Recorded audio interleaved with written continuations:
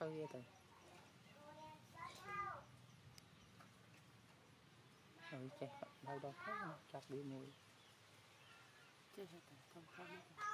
chặt nó hay mấy bên nó không đúng không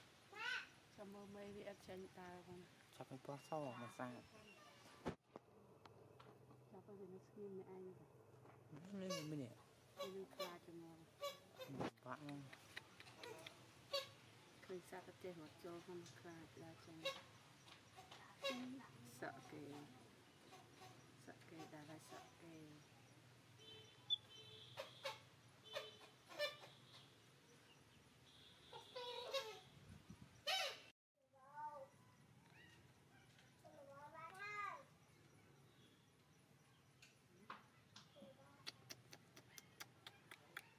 đi ra ơi nó nhẹ mê đi ạ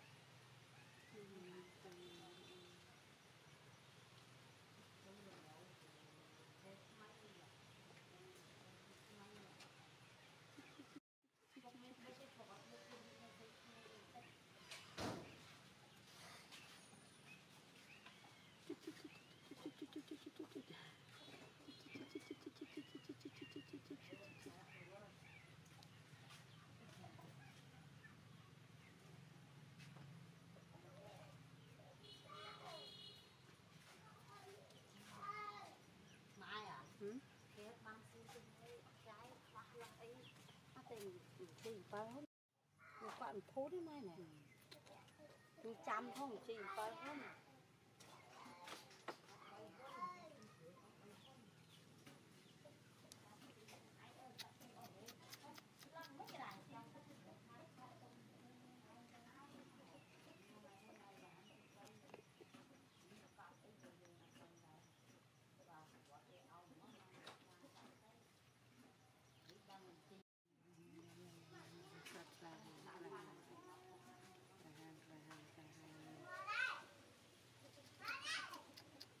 lịch khá tận đâu chú đuổi trái